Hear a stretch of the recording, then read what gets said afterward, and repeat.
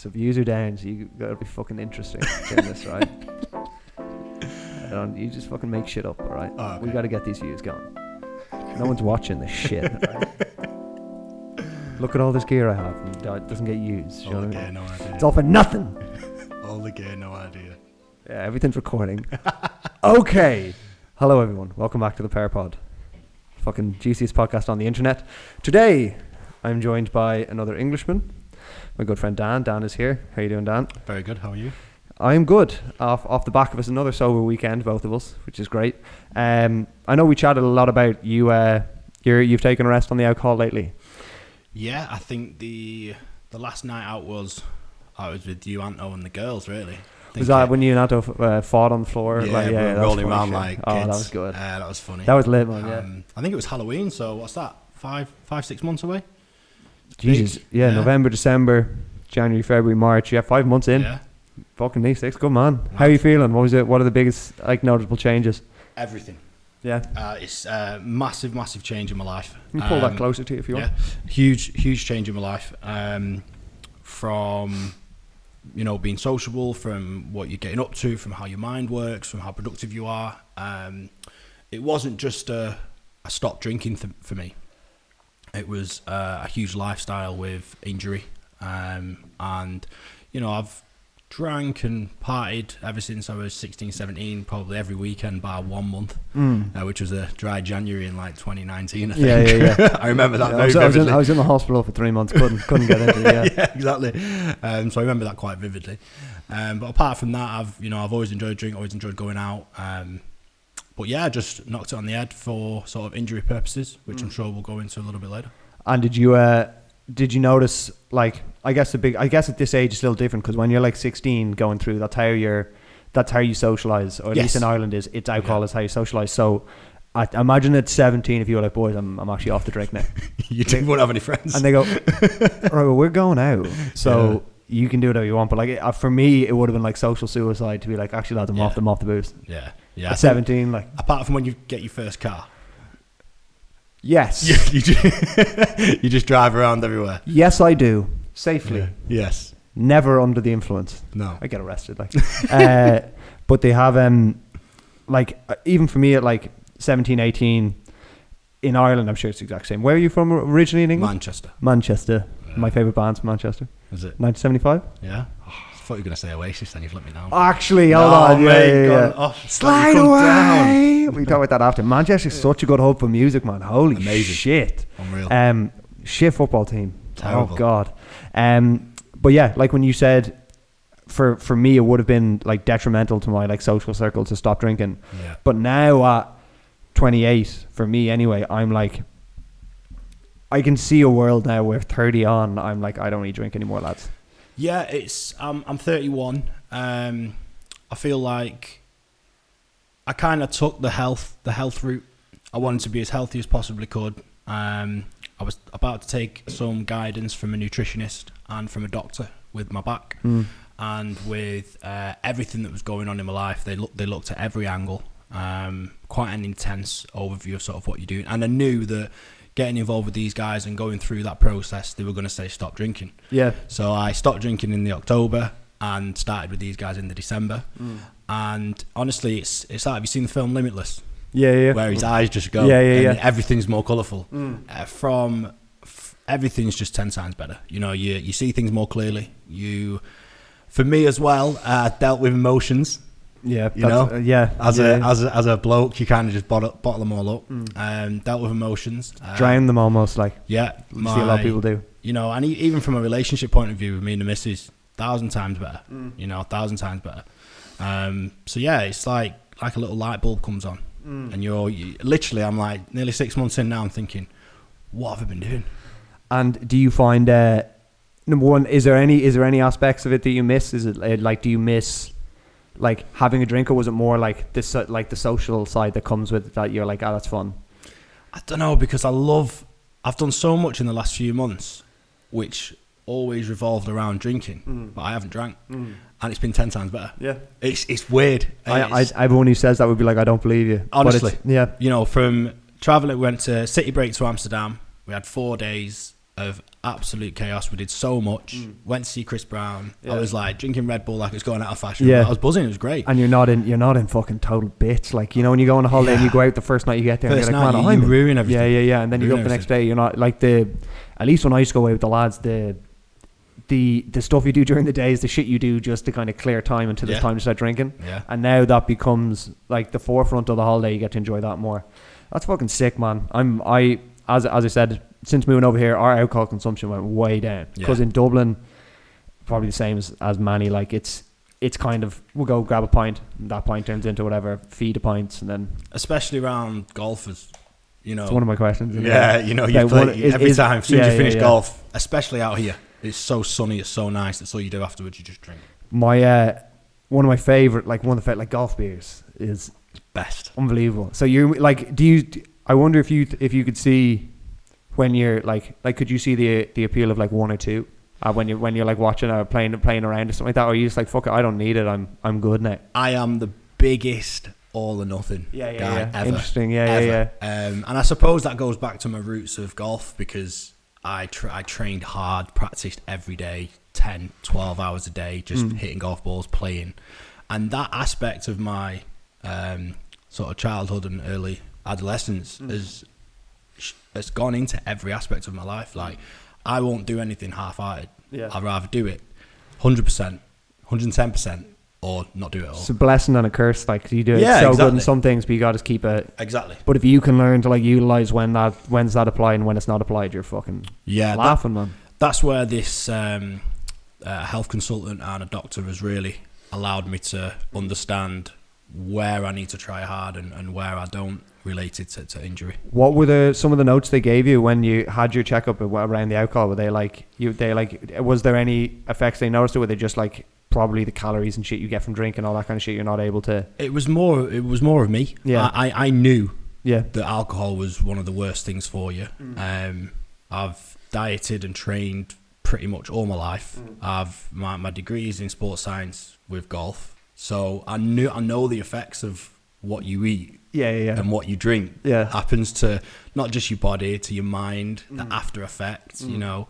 So I kind of knew what I was signing up for before I got involved with these guys, and we're 3 months in, and the results are not necessarily, I'd say 99% of what I went to these guys was injury based. I am in a terrible back pain all the time, and 3 months later I'm running round, cycling 50k and walking up and down stairs. You know, I'm lifting heavy but correctly, and I'm learning when to go hard and when to go my 100 mile an hour at 110%, and when to just... Give me 10 pints.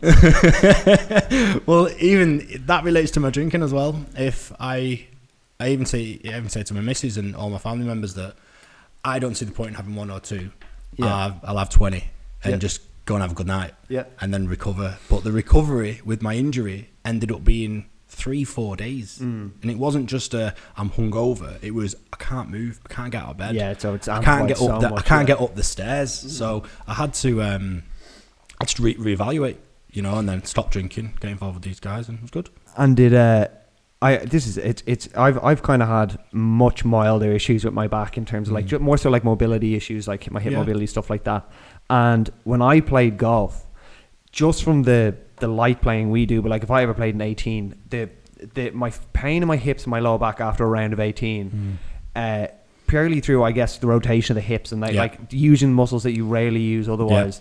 I can't imagine how, like, I get that on such a small basis. The pain you must have been in, like you see Tiger with his issues with his back. So like I presume it's quite common for golfers to deal with like lower pain like in their back and then injuries in general. Well, there's the generation of golfer that I was in was you literally practice till your hands bleed. You know, that was it. There was no go and see a physio even if there's nothing wrong with you. Whereas today's era is make sure that you are basically a physical athlete before you're a golf professional. Make sure that every part of your body is 100%, and then you put the work in. You don't see the you don't see the John Daly's and shit of the world anymore. Like Rory's fucking stacked. Nah. Well, the way you got to look at it from what most people will see is the you look at Ronaldo and Bale, the way their generation in 10 years just went from skinny footballers to absolute units. I think I think it's going across the board now. The whole like the standard of athletes, but much higher. Like it's incredible because golf is one of the only sports where, I guess there's multiple like any of the hitting sports, but you see monsters who drive the ball, like huge physical specimens drive the ball incredible distances, and like obviously their physical strength has a part to play in that. But then you see like these Bubba Watson, these like all technique, thin lads. That's what I mean. Yeah, so it's all technique. And did you find when you were younger, like did you play multiple sports and then golf was the one when you started playing? You were like, this could be the one for me. Played everything. Football, basketball. It's not, because it wouldn't be the traditional like come from Manchester. People would be like football. Yeah. Did a lot of football as a kid. I think I was centre back or something. I was midfield and then keeper and left back. Loads of different positions. Picked up a golf club when I was about 7 or 8, but then it got to about 12 or 13, and I just started getting really good, and I could hit it further than like the lads my age, and so it's all about technique. And that was immediate, almost not immediate, but you felt like you clearly had some sort of knack for it, even the way like you were striking the ball and stuff like that. Yeah. There was a little bit of edge, but it never came. It wasn't like it was natural. Yeah. It was like I just got hooked on it. And did you ever? I presume it's much more enjoyable if you had a few mates that also played. But did you find that you were like? Did you spend? I presume the range is obviously time spent on your own, but did you have a crew of mates you could go play with and do rounds with? Yeah, so I did my work experience at 13, 14 at the golf club where I was a member. So I knew everyone there. There was a good group of like 5, 6, 7, 8 lads, similar age, load of older lads, load of younger lads. Played every Sunday, played every Saturday, played Wednesday, Thursday, and then ended up from 15 leaving school, working at that golf club, doing a bit of college. And then I just a bit, yeah, just a bit of college. Because the best thing about the PGA was you had to be a PGA degree. You had to be a certain level of golfer, and then it's like a 3.5-4 year degree, and it was hard, man. It's not easy. Just because you're a good golfer doesn't mean like you can be a fully qualified golf pro or PGA pro. See, that's where for me now, and like something I'd love to get more clarity on with you is I've played with lads who play off like 3 or 4 or 5, maybe some lower down, and my dad would definitely know some scratch golfers. Yeah, and even he's like, these lads are great. Some of them are like older lads, and for me, it's hard to understand is how much of a gap there is between scratch golfers and pro level like PGA. Is it that big a gap, or is it in there? It's like, there's a huge amount of other things that come with it, but is the level massively different between a scratch? Is it really? Yeah, it's huge. Fuck. Like I'm fucked, man. play up 35 or something like. I got down to I was playing scratch golf by around 16, 17. And that means you're going around evens. Yeah, so I was going around level par around 16, 17. But my handicap, I couldn't get my handicap down quick enough because there was only certain, competitions and things like that at the golf club and things like that. So then by the time I got to like 18, I got down to 3. And then you can do the PGA degree off 3. So I turned pro straight away. And I wanted the teaching qualification and the qualification behind me, because when you look at it from a playing perspective, I had to work. Yeah. I had a job. I worked at the golf club. It's not like I could just be like, Mum, Dad, will you fund me for the next 5 years to see if I can be a good golfer? Yeah. Because I can't. Dad, I need trolley money. Yeah, exactly. Can you pay for my Mars bars and everything? So I had a paper round from like 13. Like I just funded my way. My parents were brilliant. They supported everything that I did. But I wanted to work, and I worked at the golf club, did everything as a young lad. But there was a good example for you. There was a lad who was always the same, let's say, level, but he always beat me, right? All the way from being like from 12, 13, he was always a little bit better, and we were the same age, and we did the same tournaments all the time, but he'd always beat me. And it got to like quite a few years down the line when we're like 17, 18, 19, 20, 21, and I was like, I'm always getting beat by this lad. And he didn't have a job. All he did was play golf. And he probably had like, wealthy parents. Yeah. Who were like, get out there and chase your dreams. Exactly. So I was quite a realist and understood that, if you look at the way the golfing sort of system is, in terms of playing professionals, it's exactly like League 3 to Premiership. Do you know how hard League 3 is? The jump, yeah, and that League 3 was 10,000 times better than anything that I'd ever played in. Playing that level consistently. Not saying that I couldn't do it. I was pretty good, or I hope I still am pretty good. After my injury gets better, but yeah, it was. You've got to understand that everyone can hit a ball. Everyone, I hit it quite far. Hit it about 330 yards. Ball speed of about... People who don't know, it's far. Like. Yeah. Ball speed of about 190. So club speed's up there, 120s. So I can hit it quite far.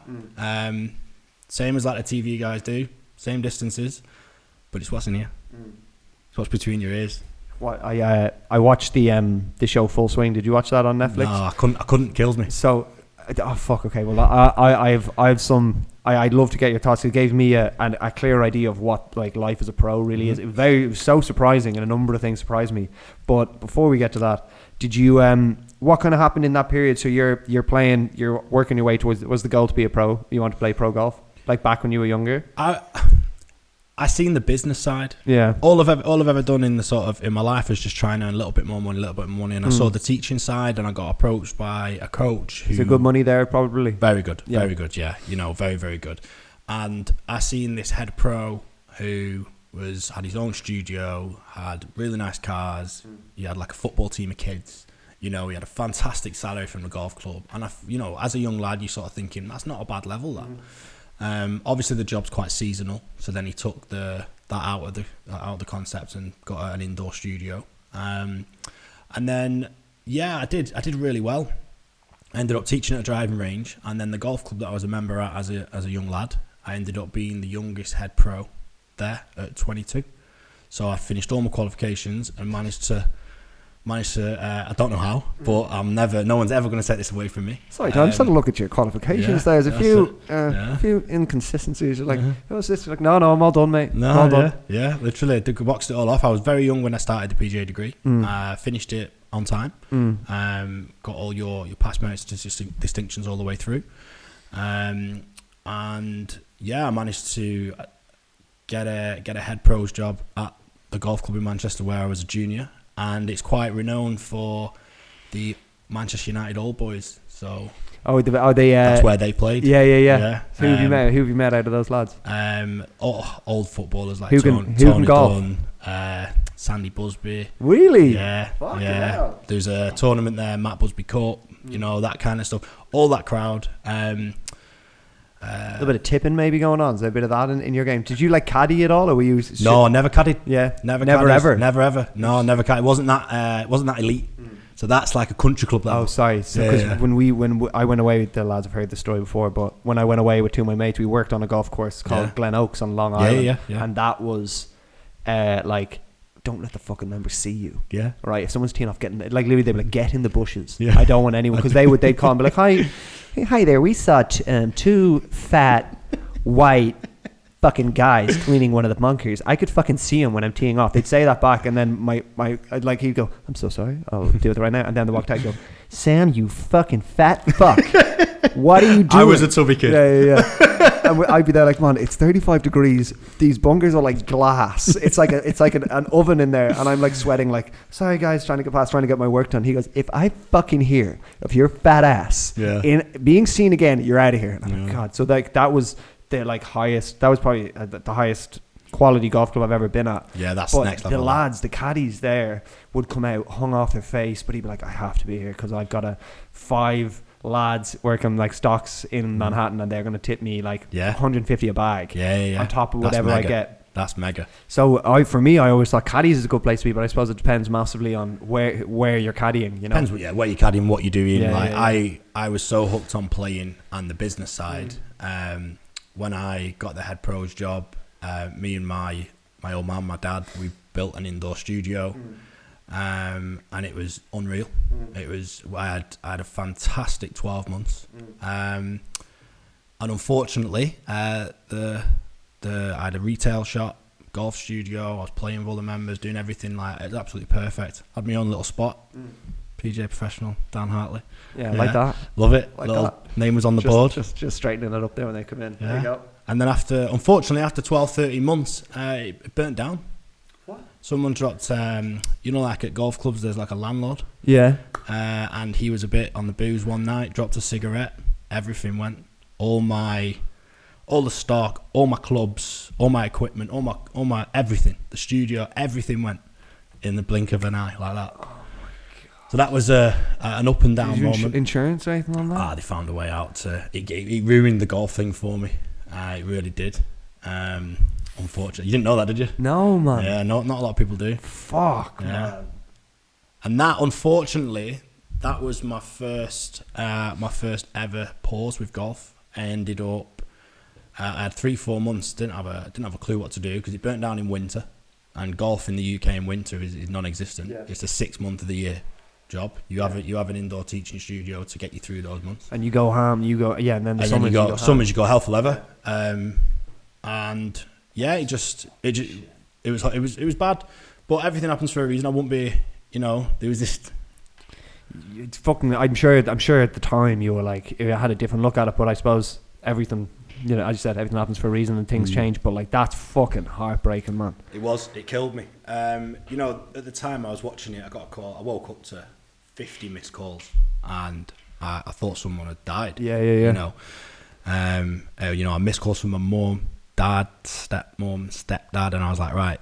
None of them four have gone. Yeah. Right, what's happened to my brother or my sister? And then anyway, Mum got hold of me at like 8:30 in the morning, and she went, "Oh, Dan, it's all gone. It's burnt down." And I was like, "What the fuck?" So, gets in the car, and just for reference, how much do you think you had put into that, like as a place between like the kit, like clubs, all that stuff, like? It built up over time. Yeah. But it's like for me, if I had a podcast studio and then one day burns up all my shit, everything. Cameras. Well, the hardest thing was if there was, when you're buying stock, you look into. Have you ever been golf friends? Yeah. Half of one of them I had. Yeah. Half of one of them. See, have you seen the studio? Yeah. Full one of them, all the kit, and it just went fucking horrible. But I remember being stood there in the car park, and I was just, and the only thing I retrieved from the wreck was my 3-iron head. Because everything had melted, everything had gone, and I just had one head, and it's at home. It's in the UK somewhere. Yeah, it's somewhere. I use it as a paperweight. Yeah, Brazilian fucker, like. But yeah, it was, and I remember I was stood in the car park watching it, and it was burning for 4 days. Oh man, mate, it's all over the news in Manchester, and I was stood there, and I was just literally like, my world was ending. I was like, what the fuck? And there was this little woman. She must have been about 4'5", and she went, "Don't worry, love. Everything happens for a reason." And I was literally like. Wrong time to be saying that to me, girl. Like, what the fuck? Fuck the 3-iron at her. Like. Yeah, I was literally like, wrong time to say it. But yeah, that was the first end to the golf. I then got blagged into recruitment and did 2.5 years in the recruitment industry. And you've gone from, like, I presume at the time when you were doing the golf, you were like, fuck, this is my passion and I'm making money at it. This is... Loved it. It wasn't work. Yeah. Nothing was work. I honestly, I got to 23 and I didn't feel like I'd worked. So it's so rare, man. Do you know what I mean? It's unheard of. Like, loved every minute. And the... man, and then I presume the recruitment side, how in terms of level of satisfaction from that versus the golf, like... hardcore. Yeah, man. Brutal. I ended up at a recruitment firm. Ironically, honestly, so I ended up at a recruitment firm that were like dog eat dog at the top, what they did, and I was a consultant to a new manager, and I was his first consultant, and it didn't work out for whatever reason, and then literally 2 years ago I'd seen him around here, and he apologised to me. Oh fuck. Yeah, he went, "Look, I'm really sorry. I made every error under the sun with you." And nice of him to admit it, the other side of it, but he's absolutely smashing it in life as well. Oh, is he? Oh yeah, he's like director and everything. But he said to me, he was like, "Look, I made every mistake under the sun with you. You're my first guy. I can't apologise enough." And I just knew that first job, it didn't sit right. I was coming in at 7:30, leaving at 8:30. I didn't get a deal for like 5-6 months, and then once the deal started rolling in, it just didn't flow. So then I went to another type of recruitment company, completely opposite sectors, completely opposite style, much more relaxed, much easier hours. And then I did all right. I enjoyed it. And then I ended up just saving all my holidays up and going away for a month. And I went to Thailand on my own. And a gap year. Little sabbatical. Oh, I've got to find myself. Yeah, I got it. No. Benki. No. Have you seen that? Benki. Yeah, the real part. It's funny. And I just thought, I remember meeting this Aussie lad and was just sat talking to him, and he went, if your passion's golf, why are you stuck in an office? You know, you get to meet these people, they all ask you about, you know, it's kind of, it was like, a kind of a finding moment. You surf every day and sell shells. Literally. Yeah, exactly. And he's like, what you doing, mate? How you going? What are you doing, mate? Why are you on the water? Why are you set answering the phone? Yeah. What you on the blowers for? If you like the golf. Be out there on the beach, mate. So did that little trip, 4 weeks. Come back, quit, moved it. Yeah. Oh fuck! It was that quick. Quit. Yeah, literally. And winged it. Fuck. See, you were cursed because you did. It's kind of like me. It's I suppose you did the thing you loved first. So now you go and fucking try. Yeah. 9 other things. You're like, fuck, man. I had the best gig. Yeah. And now I have fucking. I loved it. Yeah. So like, it's so hard. How the fuck are you supposed to try and get that back when you're like, that was it? Yeah. Do you know what I mean? So I kind of said to myself, I was like, the reason why I didn't go straight back into it was because it was like November, December when it burnt down, I think. And then I got the job in recruitment in like the February. It was the worst time. Need to fucking make money. Do you know what I mean? Exactly. Yeah. It was like the worst time to try and get a job in golf in the UK, because it's freezing. You know, have you ever stood outside? Oh mate, all night I go golfing with my dad. Well, me and my dad and my brother will go on like a Thursday and just like wind. We're all in like our rain gear, and I'm like, this isn't golf. Brutal. This isn't. And then you play over here, and everyone's like, just easy. cervezas. Different. And like, different. This is the way golf was meant to be played. Like, so I said to myself, if I'm going to get back into it, got to do it in the sun. Have to do it in the sun. Come over here. I had a friend who lived with his parents. Kind of sofa busked. Me. Yeah. Yeah, kind of sofa helped a little bit. And then just did loads of bar work. Got carried away with the way life is out here. Had a fantastic summer. Shamefully, I'll admit, I worked in Lineker's. Yeah. What a laugh. That's where the lads went on Saturday. Yeah. And everyone except fucking Anto is like, man, why are we here? And he's like, lads, every time we go out, Anto's like, we go Lineker's. Lineker's. Loved it. Lineker's. It was one of the best things I've ever done. It's like it is. I went once and I was like, I get this. Yeah. This is the buzz. But like every night, Anto's like, we'll just go by Lineker's for a couple. It's funny. I was kind of rebelling off the 2.5 years sat in an office. I was living life. It was fantastic. Earning a bit of cash. It was great. Yeah. And just enjoyed it. And then the winter came here, and I was like, I didn't know anything but the port life. So that was a shock. Yeah. That was my first winter. Port life. Yeah. That was a massive shock. I didn't know anything that I know now about the way the area is. Didn't have any means of travel. And survived that first winter. Very just. I'd got another job in bars in the port, but more of a cocktail bar, so it was a little bit easier. Yeah. What was the spot? Would I know? Bijou. Yeah. So nice and chilled. Yeah, yeah, that was good. So then I did the summer in there, and then started teaching that summer, and I was just hooked again, back to hooked. Started teaching again, instantly started playing again. Borrowed some clubs, could buy some clubs. How was it when you came back, like a glove when you came back in? Yeah. Oh yeah, it was. Yeah, it was doddle. It was doddle. Yeah, I loved it. And then you got the weather, and then the way I looked at it was, ended up with different bar jobs in a lower, and the way I looked at it was, our bar shift is an hour golf coaching. So I was like, start coaching again. Got on my PGA, got my subscription back, got everything sort of lined up. And then I had a solid 18 months of just teaching, playing. It was great. We'll get back into this now. I want to reset the cameras quickly, but like the end of this half, fucking unreal. You're back into Golf Old and more. Yeah. Unreal. Hello. All right, we're back.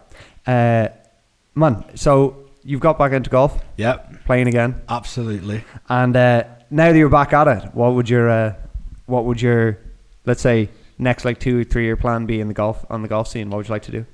Well, it came to a bit of a halt again.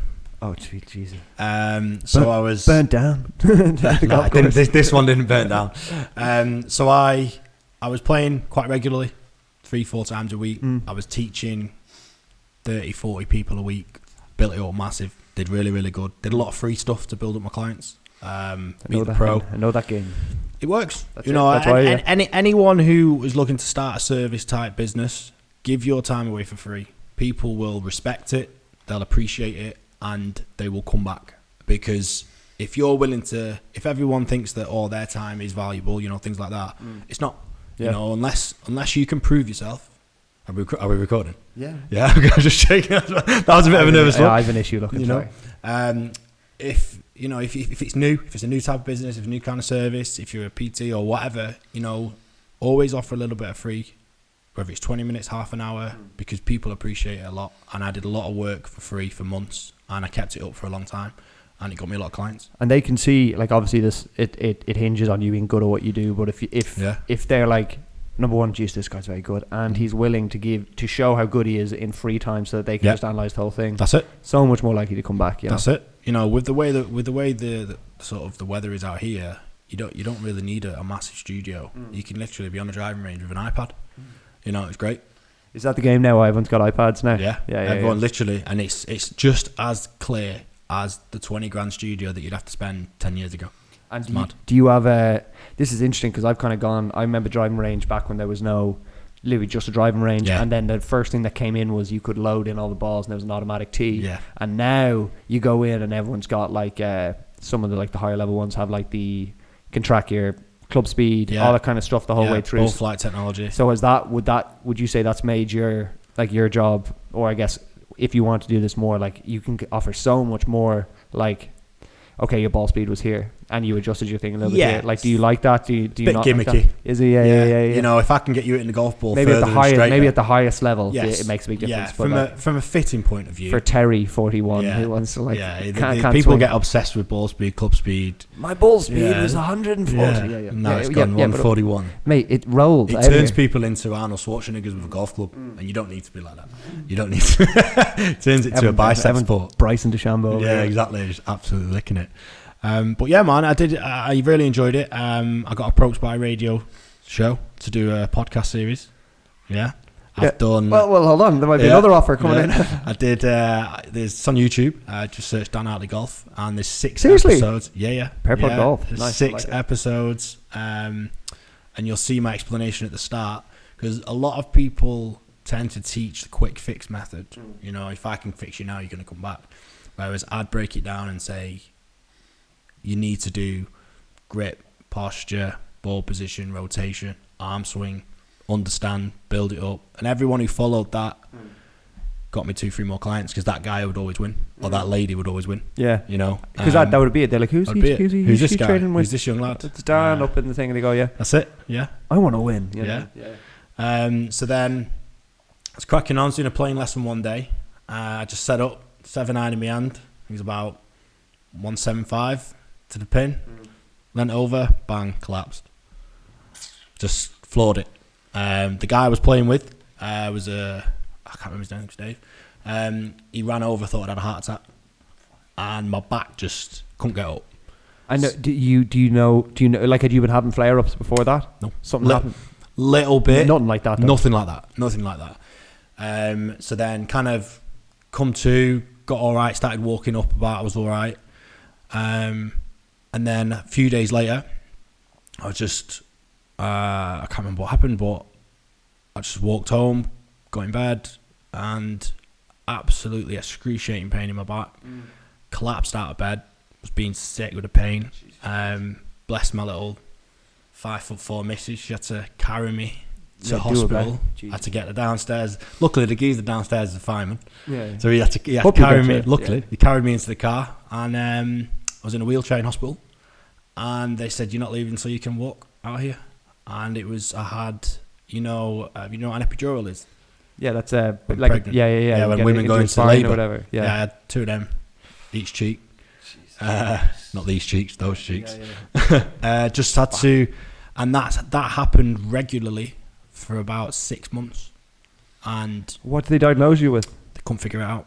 There was a small disc bulge here, little movement there, and there was no nerves. It shouldn't have been. It shouldn't have been knocking you out the way it was. Like, shouldn't have been. Yeah, the hardest thing was it was such a back problem. I'd gone through your health insurance, then I went private, and then I went private, and I spent years trying to fix this. And I'm now with the two guys that I'm at, and they've my mobility coach. He's a jiu-jitsu master legend. Rolling around with him, doing stretching and things like that. He called it straight away. He says, you've got a QL problem. It's a quadratic lumboreum muscle in your back, which actually attaches to your nerves around your S1 and which would you explain that, like? Yeah, so no fault by myself. All I ever did was went to back professionals, chiropractors, osteopaths. Made me worse. I was spending, doing 20, 30, 40 sessions 2-3 times a week with these guys. And at the end of it, I'm like, I'm still sat here in pain. Like, what? I spent 2-3 years in pain, and I'm just getting out of it with the no alcohol, with the dieting, with the, the right type of foods. I'm on like mobility and strength and strength training. But the hardest thing is when you have such a back injury, mate, it cripples your life. From carrying the shopping, the smallest things, to the biggest carrying things. the shopping, walking uphill, having sex, it ruins everything. You can't do anything. Like hop on top. Absolutely, absolutely, absolute killer. Absolute killer. Did he say it all? Like, do they think it's golf related at all? Like the rotation through that, or anything? Or it's just something that fucking happens? Like, well, that's come to light recently with the type of specialists that I've spoken to. But 12 months ago, bro, I was getting tested for diseases, for cancer, for arthritis, for diabetes. I was going through the full lot because they had no idea why I was in such pain. And not saying that I went to physios, I went to all of them. I must have tried 15, 20 different guys, and nothing would help. You had an Asian woman walking on your back. Everything. I did it all. I had the stones, I had the Thais, I had the Asians, I had everything. I had the Chinese, acupuncture. The French lads. Hey, honestly, hate the French. Yeah. But honestly, and what happened was I was, life's a massive lesson, and I was going through waves of trying to fix it and just crashing and burning. And I'm like, it's depressing, and then again going through another wave. So the last wave that I'm on was probably from the last 12 months of last March. I couldn't even lift a 4 kilo up without my back hurting. I'd just gone into shutdown mode. My body wasn't working, put on loads of weight, and it was just getting worse and worse. So I did sort of 6 months rehab training in the gym. Started feeling better, back would go again. Started doing that, back would go again. And the chiropractor where I was going, cut long story short, my dad had too much iron in his blood. It's called hemochromatosis. So as his lad, I had to get it checked out to make sure that I wasn't the same. So he has to give blood every couple of weeks to get his iron released. So as I'm going through every angle and every option, I get my bloods done, and the nurse who did my bloods as part of the chiropractic clinic, and I just said to her, I said, look, do you know any specialists that could advise me on different types of steroids, different types of muscle repairing agents that obviously aren't going to be able to get through my health insurance? You've gone through obviously every angle, every other option. Every option. Yeah, why wouldn't you? So I ended up on that route. And she was like, I've passed me a contact details who I work now, and I've now got a health consultant and a doctor who's at Curon, who are working privately with myself, and they pick up different clients in injury related or health related. And that on its own has completely changed my life, massively for the better. So the goal now is to play golf again. Yeah. Here we go, man. Here we go. And this is quite interesting. I know you said you didn't watch it, but the Full Swing doc that I watched on Netflix, obviously it follows around a number of different players, like amateurs all the way up to Jordan Spieth and Justin Thomas and all them. And the the one thing, man, that kind of stood out to me is the fucking lifestyle of a pro golfer is tough, man. It's hard fucking graft. Like especially on the lower end. Like I didn't realize as simple things as like if you don't make the cut, you don't get paid. Never. So like, for you obviously see the huge, like when you watch, you see the huge purses and someone wins 5 million, whatever it is. Yeah. But then you follow some of the lads who are struggling just to make the cut each time, and they're like, "Oh, I went home today, no money, but I had to do an Airbnb, had to do flights, had to stay out there." Yeah, all those still are costs, 20-30 grand. Like you're independent contractors as well, which a lot of people probably don't know about golfers. Is that all your costs are your own, and then if you win, great, there's money coming in from there. But if you're just a guy trying to get on the tour or just trying to make your way through it, you need a lot of money, or you need to have another job or another form of income because it's not there. Like you've got to. It's so hard. And I'm not disappointed that I never tried. I am happy with the fact that I understood. Yeah. You know, I wasn't naive enough to think that I could be the next Tiger Woods or Rory McIlroy. Yeah. But both of those guys came from highly wealthy families, never had a job, and played golf since they were 2 or 3. I picked it up properly at like 11. Yeah. And even is that considered late? Yeah, mate, so late. So late, because that 7-8 years, you're not just learning how to play. Yeah, you're learning how to psychologically deal with pressure. Yeah, people putting you off, people mind fucking you, people going, "Ooh, that's a big one." Like, oh, don't miss that. We watched. There's a number of bits, but when one of the lads, I can't remember his name now for the life of me, some young lad, and he was leading a major on the last day, and he was leading all the way up to the 17th, and on the 17th, so like the whole crowd's following him on, like behind him as he takes his shots, and he just lofts one into a bunker behind and chips on. I think he 3 putts, lost it, ended up coming 7th or something. Done it myself. And the commentators were like, that's what happens, he'll learn from this. But like I could not imagine everyone sitting there, and then he has like a 12-footer to win it, and then obviously fucks that, and then just keeps rolling. You see the crowd go, oh shit, misses back up the hill. Been there. And that, have you? Well, I've been there on a very, very, very low end. Yeah, so there was regional tournaments. It was me and Tiger. There's regional tournaments that you'd play, and I was by far not the best. You know, there was these guys that were in my position that were 40 years old and been doing it for 35 years, and all they did was this. And I just had a couple of storming days playing golf in Manchester, and caddy was great, and the third day I think I was like 4th. They only got the top 10 to come back for the third day. So these are only 3-day tournaments. You have to make the cut. It's the first time I ever made a cut. Yeah, he's laughing. Yeah. And I think I still got a couple of grand for it. I'll have to check. But all of a sudden I'm like on the 15th, and like 100 people just come out of nowhere. Yeah, you can see the clubhouse. And then all of a sudden I get on the 16th tee or the 17th tee, and I can see the scoreboard, and I'm like, fuck me, I'm joint leader here. Absolutely shit myself. Almost missed the ball twice. The par 5 on the last, dead funny, because it took me 7 shots to get there. Usually I can do it in 2 at a push, 3. Top the tee shot. There must have been about 50 people down the right. Almost took someone out. Straight into a bunker. Almost missed the second. Shanked the third. And I'm literally like, my head was just in my hands, like, what the fuck? I've done, I don't know, 55 holes. Absolutely perfect. So cool. Cool as a cucumber, as my dad would say. And just balled it. And yeah, you do. I wouldn't say you learn from it. You just don't do it again. And I never got into that position again.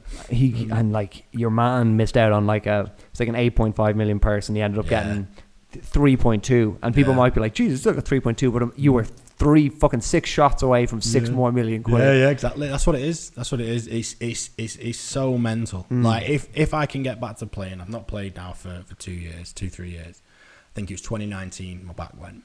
If I can get back to playing, I think I'll be such a different golfer because of the age, the maturity. You'll cherish the whole thing as well. You'll love every second of it. Honestly, I am envious, and this is why I can't watch it, because it kills me. You know, from watching a bit of golf on TV, or started watching that Netflix thing, and I'm just like, I can't do it. So you know, teaching's good, but playing is where it's at. I love it. Absolutely love it. It's mad, man. The whole your whole life is revolved around. In the best way, is revolved around like something that you love, to the extent that like things that would take away from that, like alcohol, like any of those things, you're like, I don't need those things because my ultimate goal is to just play as much golf as I can, and this might be something that's going to stop that. Yeah, exactly. So the alcohol stop was because of the injury. Yeah, but the inflammation, all like body healing stuff, all those things are factored in with alcohol. It's poison, like, do you know what I mean? It's mad. I know. Obviously, one of our friends is Johnny. He's an insane human being. He's peeled up, man. He's shredded up, man. When he comes out and he's like, I'm a little bit. I don't want to be around him in a beach club, bro. He comes in, he's like, I need to start this cut now. I'm like, start it. He's chiseled. Start it, mate. You're dice. I know. He's looking at me like, how's the cut going? Fuck you. Yeah. You know how it's going. And I was speaking to him about what the diet is that I'm on, and I'm looking at, and there's loads of ways you can skin the cat. We all know that.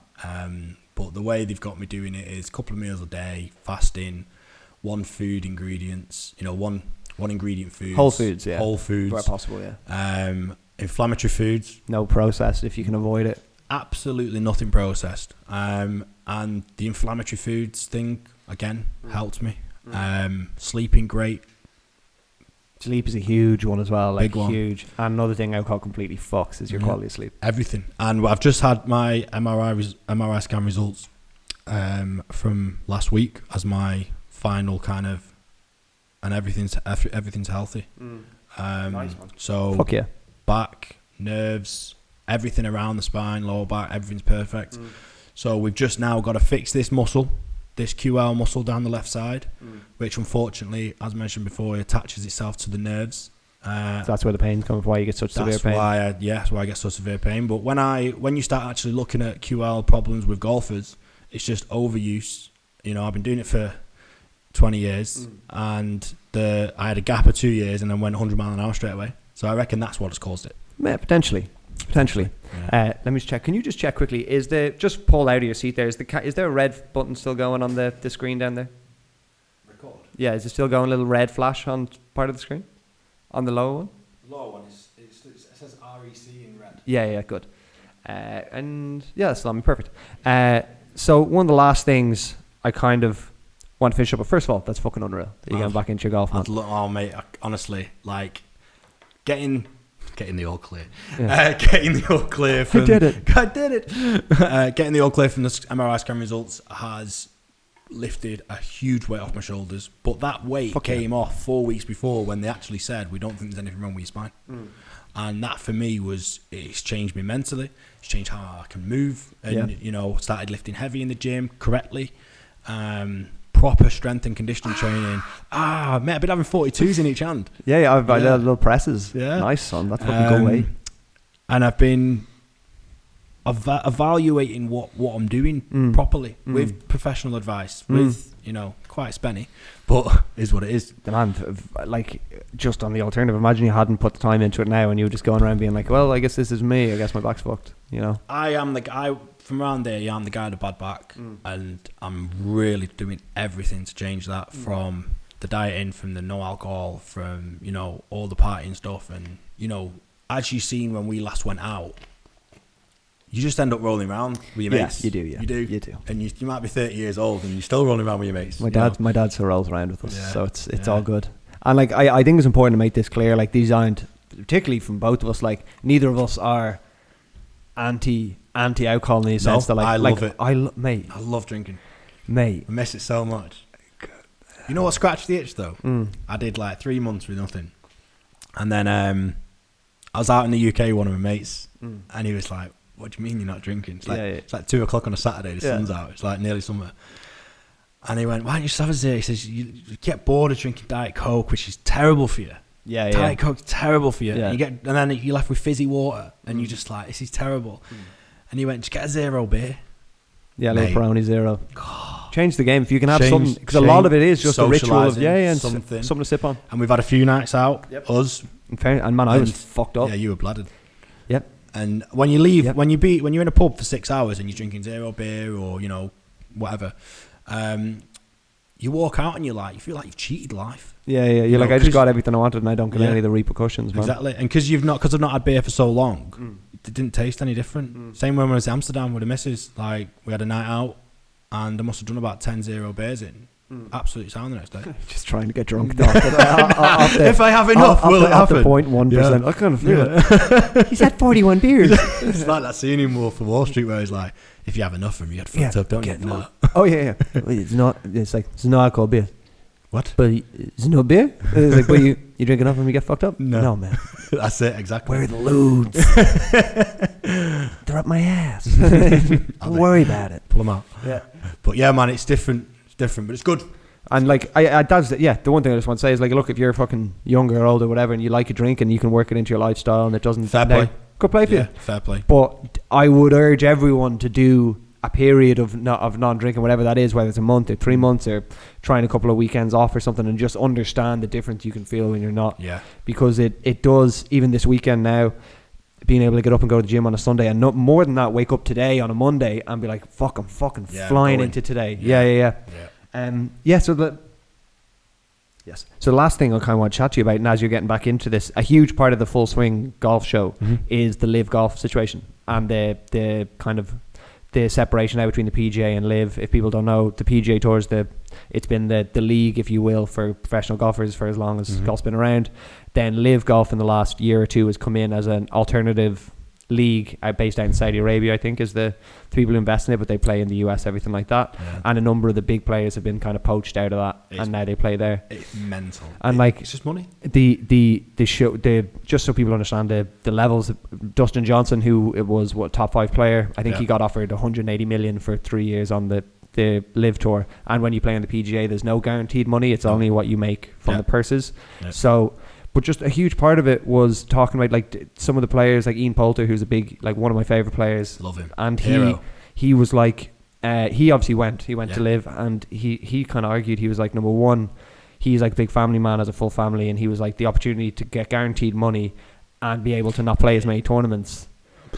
You know what I mean? It's a no-brainer. Yeah. It's a no-brainer. And so what are your thoughts when this comes through? Do you think it like as a net positive, net negative for the game of golf, but also you can kind of understand it, you know? I love things that rock traditional boats. Nice, okay. Like anything that will scare the way things are supposed to be, I'm all for it. You know, across any sector and anything to do with something that's not traditional. Just disruptors in general. Yeah, you know, these guys have come along, fair play. They've got absolute wedge. They've got so much money that they can go to Dustin Johnson and say, I'll give you 60 million a year. Just play. You could literally tee up and shoot 100 and be hungover and get pissed on the course, and you're still going to come away with 60 million a year. Or take your 60 million a year and then win 4 of the tournaments and make fucking 300 million, you know? There you go. And it was fucking remarkable to see how many people were fucked off and being like, I can understand on the PGA side that like you're taking all our stars, but also you know, it's done.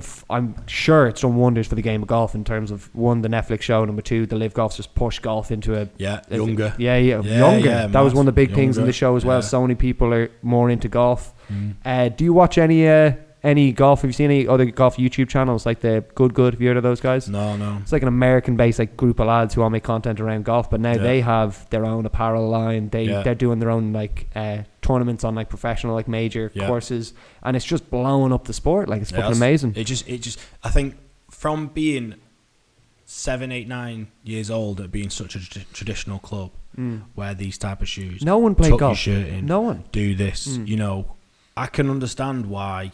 If you weren't exactly right, you'd be threatened and you'd feel, I'm not getting into this sport because of that. You know, you've seen the in-betweeners where you've seen the way Simon dresses. Yeah. Fair play, he looks like an absolute twat. Yeah. But we don't all look like that. Yeah. But they highlighted a very traditional, terrible area of chinos, polo and a belt, and he looks like a bit of jar.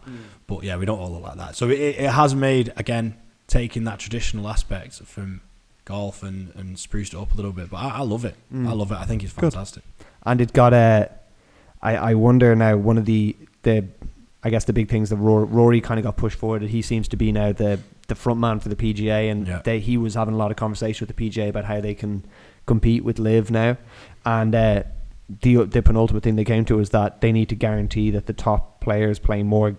I guess the issue is some of the bigger guys don't play every event, and then so people aren't like keen on coming to those. So and look that's what happens when Tiger Woods plays. Man, Every man and his dog watches, goes, and he might only play 3 rounds because of his back. Do you remember when Tiger came on the scene? Were you a fan like through that whole the best period of that? Yeah, I remember him winning the 4 majors, one after the other. I remember him when that iconic scene where he does that chip and it rolls around. You see the Nike logo. I remember watching that. That was unbelievable. Do you think there's any chance someone else Nah. No one can take over the game like that again? Nah. If you understand his upbringing, his father was a Marine or an army psychologist, and the way that he trained his lad to deal with the psychology of golf was like a Marine at the age of like 7 and 8. He was telling Tiger to hit golf balls over his left shoulder, hit it over my right shoulder from like 30 yards away. You know, if you ever watch any documentary on his childhood, it was very, very, very, very, very different. He's a machine. You know, he's an absolute animal. Do you think he's taken the same approach to Charlie, his son now? Do you think he's taking a more like fun? It seems anyway. They have such good crack when they're playing together. Yeah. He's a freak, man. Yeah. I see some videos of him when they talk about his swing is exactly like his dad's in 2010. His one of the big things I noticed, or someone pointed out, he was teeing the ball off, and immediately after driving, this is going to seem like so easy to you, but he can immediately just finish his swing and just start walking, whereas like his balance, he's so perfectly in balance, he can just break his way into a stroll after that, whereas like so many lads are like heaving themselves into it, like half fall over, all those things, and he must have just been taught like the fundamentals, like these things to think about. He's grown up with it. It would have been his life. You know, your dad's the best golfer in the world ever. You know, for me, the best to ever do it. Like he takes over Palmer, Hogan. You know, they are unbelievable, but not like this guy. Do you think like top 3 sportsmen across all sports ever? Yeah. And just his journey, when you look at like the sponsorship deals and like when he did all the women's stuff, top shagger. Man's got to eat. Man's got to eat. Big scandal. He was so clean, like clean cut in terms of like the image he had was that, and then like God forbid the guy was like. And then he went through all of that and comes back and wins the Masters again. I think it's in a car crash. He does his back, has the car crash, rights off in some massive ditch. A few months later, bang, wins another major. You're just like, this guy. When they ask him in the press conference before, when he like hobbles in and they go, Tiger, do you expect to make the cut for this? And he goes, I intend to win. Every time. Yeah, and you go, fuck yeah. Yeah, what a guy. Yeah. I love him. Okay, man, last question I want to ask is just if you could have a dream round of any 3 golfers that you play with, anyone in the world, who would you like to go do a round Woods, with? Yeah, obviously. Watson, Poulter. Yeah, okay. All characters. Yeah. All incredible in different ways. And I've looked at all of them as traditional, as cool, as passionate. You know, Ian Poulter, he's the face of the PGA. He got kicked out of the PGA and then got back in because he'd managed to get sponsorship for his playing. You know, he's like the Ian Poulter is your standard PGA kind of goal as a young lad. You know, you think, well, if he can do it, I can do it. Because he'll hands down say like he's not the best. You know, but he can clutch it when he needs to. Exactly, he's unreal. He's unreal. It's like my dad has a thing. They watch the Ryder Cup. Him and his mate will go down. They'll play golf during the day, and then when the Ryder Cup starts, they'll watch the whole thing straight through. And even just watching that, I didn't really watch any golf before that, but the Ryder Cup, something about that is just passionate. Yeah, man, it's fucking great. He is the Ryder Cup. Yeah. That guy is. He chipped one in, I remember, and then like ran out of the bunker. Yeah, and he's a geezer. So obviously Poulter. Watson, just because it's so untraditional. Everything that every coach goes against, he has found a way. It's kind of similar to DeChambeau. Again, any book, the scientist.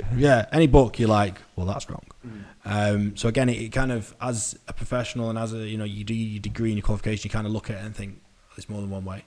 And then obviously Woods being the one. Yeah. What about you? Fuck, man. Mine would be so different because I'm bollocks. I'd want Shane Lowry out there with me because he's fucking big Shane. I was big pisshead. Oh, fuck. Let me think about this smart. Yeah, Pultz has got to be in there. And then maybe like Sergio Garcia or something, one of these guys. Or do you remember Jimenez? Jimenez, big old Cuban. I just vape beside him. We both go for it, man. But it's, man, golf's gotten so much bigger. I can see when you're younger, you're like, man, golf's boring as shit. You're like, I want to play football. And the more and more you play it, like, wait, no, everyone out here is just out with their mates playing golf. And when you crack, man. I miss it so much. The laugh, like. And when you can get around, just get around. Just be able to drive off the tee and be like, fuck, I think this may go straight. Changes your whole buzz, because most of my golfing career has just been like, I think I found it. Just dropping one in the bush over there. Out down the pants. It's perfect. Hole in the pocket. How'd you get in the fairway? You didn't even tee off. Yeah. But yeah, man, thank you so much for chatting to me. We didn't even get it. We just got into golf, man. That's cool, man. It was great. I had so much to chat about. So, man, plug your fucking golf podcast. Yeah. Plug the shit out of it. Lads, go give it a watch. Yeah. It's probably much more in depth than we've gone into here, but like, I'll send you the link. Do. We'll pop it up and I'll put the link in the description box, everything like that. Dan, thank you for your time. Sounds good. Thank you very much, brother. Cheers, mate.